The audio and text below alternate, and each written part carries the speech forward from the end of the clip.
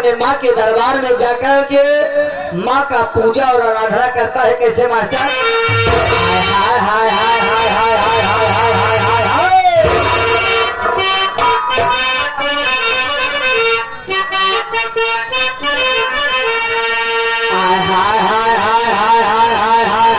हाय हाय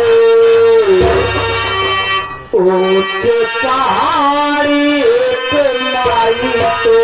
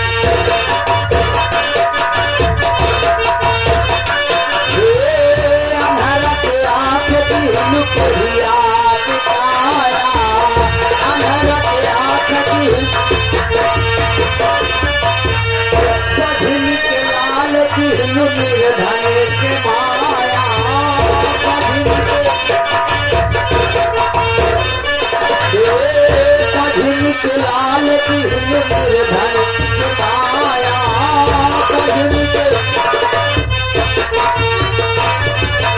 हाय हाय हाय हाय हाय हाय हाय हाय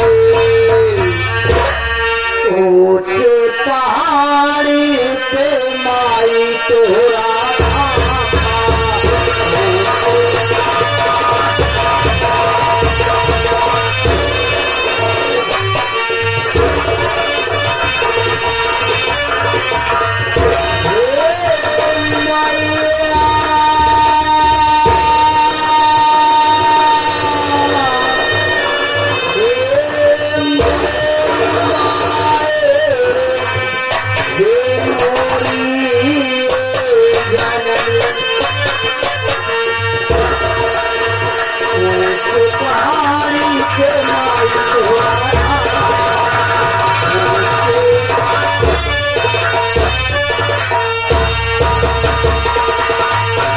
भक्त माँ से क्या कहता है?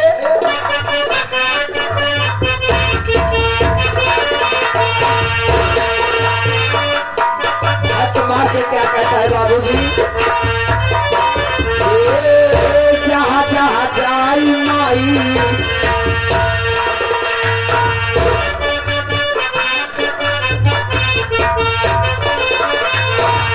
जहाँ जहाँ जाई माई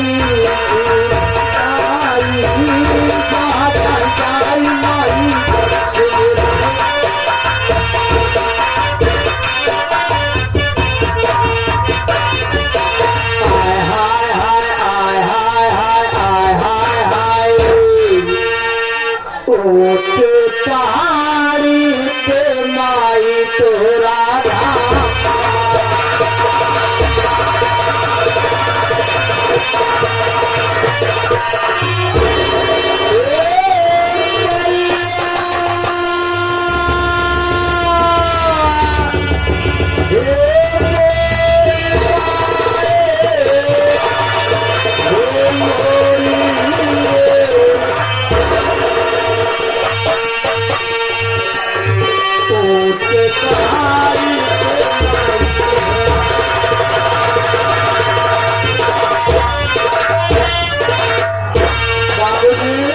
समय का भाव है।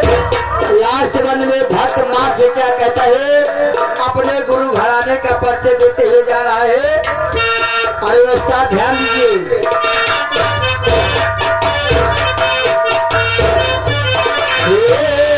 माँ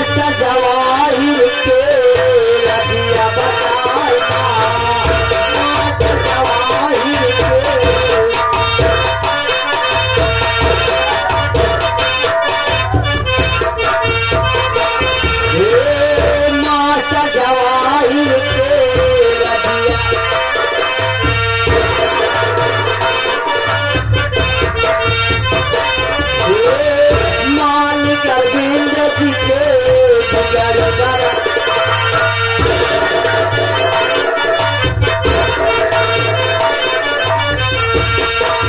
राम जैसा पवन पागल आरती उतारी